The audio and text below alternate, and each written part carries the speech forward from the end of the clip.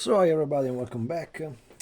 This is another, probably the last video before I will start the real assembly for my personal model of the Porsche 961/87 version. And as many guys asked me with private mails and so on, both from social media and both from my website, which I always remember you is alsoldatino.com, which there is a direct line where you can drop me a message, or directly an email at my info@markalsoldatino.com. And they ask about information about this type of vehicle because not so many have, and I understand them, not so many have the social media, which I also personally don't like so much. And many were asking about the production of the last cast of this Porsche 961 that I made this year. This is in 2025. This is the fall of 2025.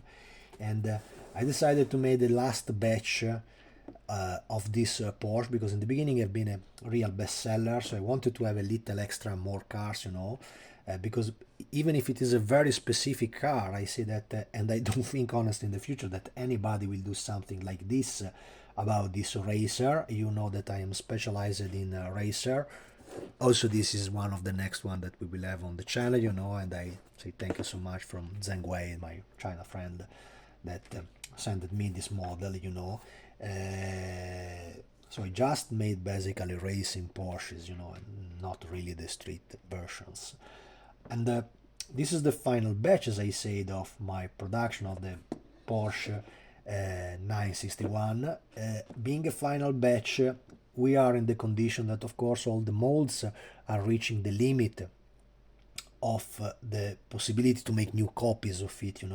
Consider that from a mold like this, with all the complicated underscaled parts that there is on a body, you basically can take it over between 30 to 40 pieces of cars, not more. So the production is constantly extremely tiny. You can never have a production of at least I cannot have a production of hundreds and hundreds of models. I don't have that type of possibility. If you look, for example, the model from Kitbox or nearly the same one made by Alpha Model, they have a much different type of productions, which allow them probably to have a much higher numbers. And also for the biggest company that they are, I'm just an amateur, I'm just a private modeler that makes some items by my own, and I try to share with other enthusiasts, because you have to be extremely specific in what you do and what you search here with me. So we are a branch of fools that is just after special racer, making 24 hours of Le Mans, making GT cars, making the Group C series, the Group B cars. So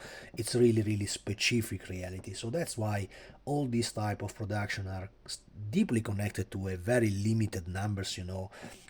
I just received an email from an American friend from Hugh, which I salute. Hi Hugh there.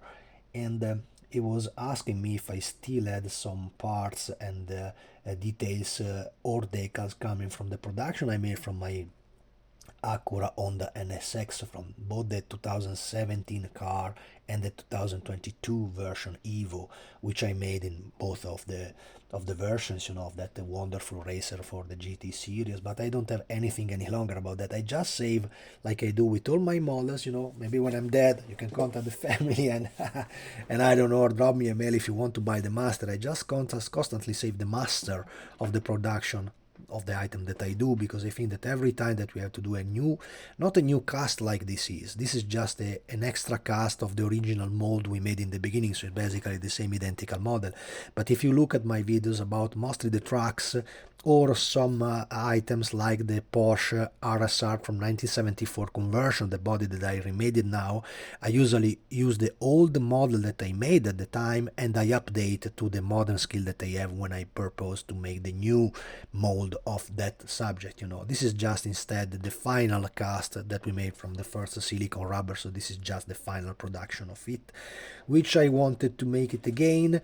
And to explain a little, you already have seen probably all the other videos that there are on the channel. If you didn't know and you just stand here just in case of, just Google for it, love GT40 Modelworks, and search for 961 kit. You will have, I think, 4 or 5 videos coming of this production, which I believe is still extremely a wonderful car, extremely wide, extremely bigger, in some ways even bigger than the model racer, so it was extremely interesting car.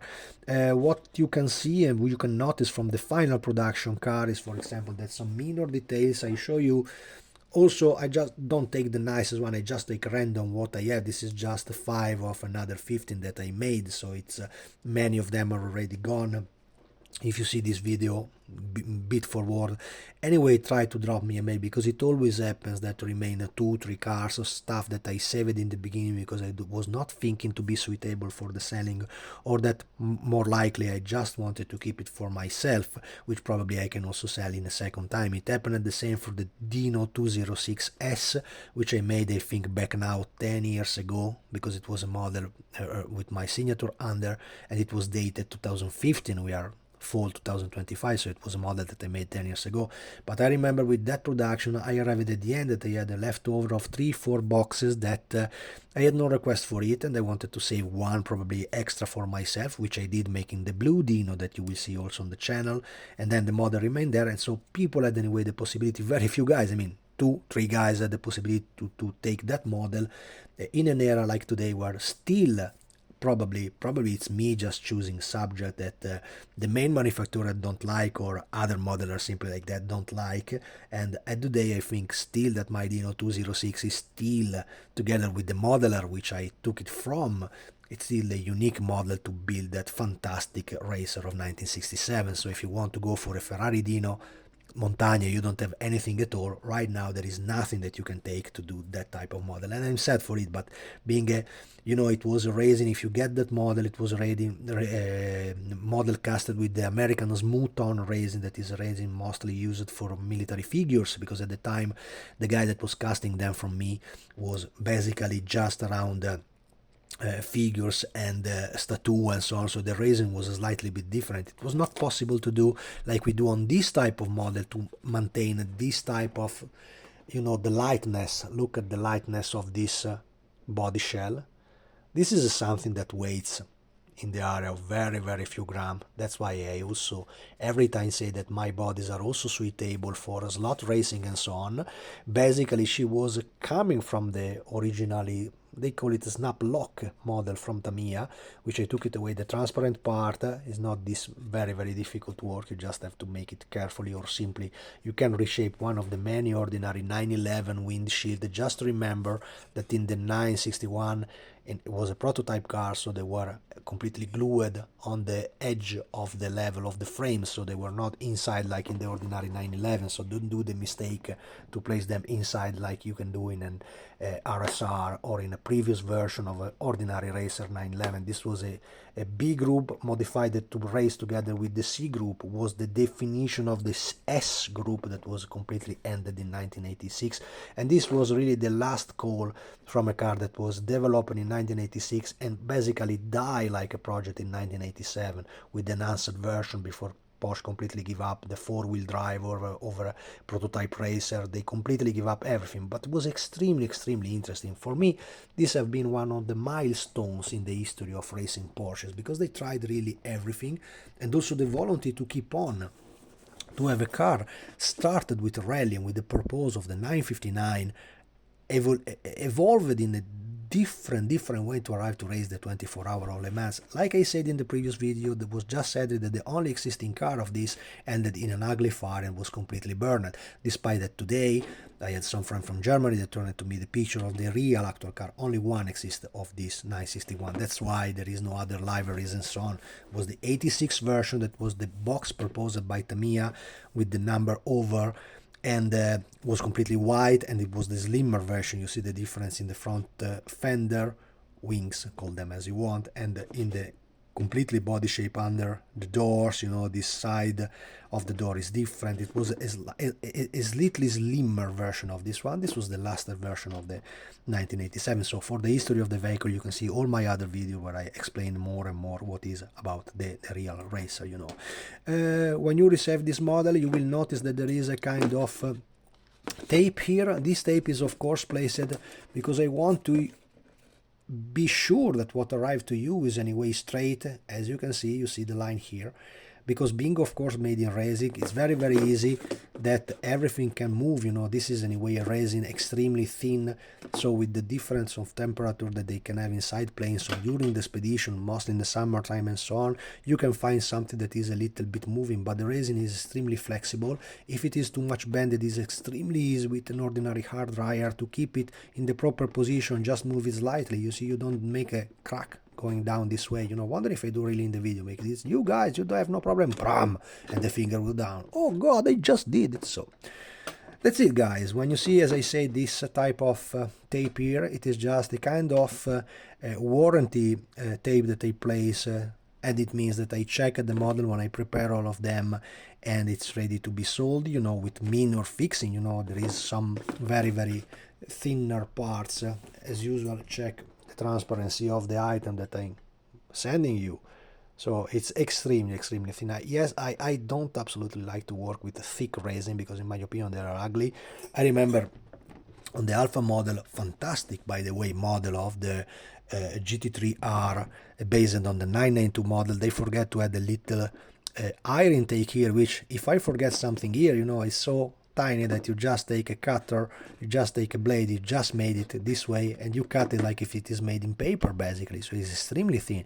Instead in that model is completely full brick of resin. They surely do that to avoid any wrinklage of the model, even if there is some part that is anyway wrinkled, you know, because resin moves. And in my opinion is not this big issues to fix this little stuff on my model, as well as for example some of the mold being a final cast have this little part. I hope you can see from the camera here. You see this little bend that is just an ordinary evergreen that get broken here because the mold here is gone. So I don't think is, if you are looking for this type of vehicle, that to fix this type of line is such big issues. You know, it's like when you have the 911 then to have the mounter here, you know, for the little wind that sometimes is broken. But this is a part that anyway in all my model I cut it away and I remake it completely with the brand new evergreen sheet stirena with a double detail over. So it's not so complicated stuff, just to be clear, you know. Also I leave it on purpose, these little flashes from the resin, because they basically give stability to the rear part that is also extremely thin down here. So it's a very very possible that you will receive this with a broken part here, with a broken bubble here, but I think it's every time is something that you can fix extremely easy. So if you take the body, I made it clean at 80%, I dare to say. The remaining 20% you can fit by yourself and adjust by yourself, so you also can take confidence with the part that you are going to modify and use. And that's it. This is the final call. If you missed the model at the time, I started to make this model in the beginning of 2025. If you liked it, if you want to build another one, if you messed up with some parts and so on, just contact me. The car are currently here. Today is a Friday, and I'm just waiting to go, when I close this camera here, to take the wheels, because we had to make it again, the cast of the wheels. This Porsche 961 featured wheels similar to the one provided in the Tamiya box, that they were basically I think 15 or 16 inch. Instead this car in 1987 featured very nice 17-inch wheels with the very very wide slick tire on the rear and on the front, so it needs a different rims. There was also a picture, several pictures of the testing days where they featured very very nice BBS wheels, you know, the typical Porsche BBS wheels with the typical trauma coming from the period of the BBS Le Mans, you know, extremely nice, but it was not the real one used during the race, you know. I also like it much more that other one, but from an historical precision detailed model, I prefer to place in the box the 5-sprocket wheel that I created from the Tamiya box, and if you have the donor from a Tamiya 961, you will see the difference at once in the size, you know. If you place that original rim with the ordinary rubber tire that Tamiya provides, and then you place it beside my rear wheel, you will see at once the difference, because the wheels have to fit completely the wheel arch here, so it should not be like in a toy racer, like the snap lock, which was the purpose with better inside from Tamiya in the beginning, that looked like a dune baggy with the shape of of a 915 one. So that's it, guys. I hope you will like it. As I said, this is the final call. I don't think I will do any other reissue about this one, because right now the mold is completely done. I save anyway the original master of the model, so they constantly are here in a kind of cave, completely closed, and they stay there forever, unless I plan for another extra production, and I don't think I will do it, because the car, as I said, only existed in one vehicle that also get completely destroyed and burned in the 24 hours Le Mans of 1987. There is also the video, the very sad video of what happened. You know, I think it was once again Claude Aldi. This was a pilot from Switzerland. They probably mismatched a gear during a straight, and the car basically exploded and took fire in the straight and being completely destroyed in the back. Happy that the Germans fixed the backs. She is now sitting in a museum, and the car is absolutely stunning. And in my opinion, once again, is a must that you should have in your collection. You like special Porsches, you know. If you like the ordinary Porsches, I like the 911, that's okay. If you like the special model, this is something that go completely in that field. That's it, guys. Thanks for watching, and see you in the next one. Bye.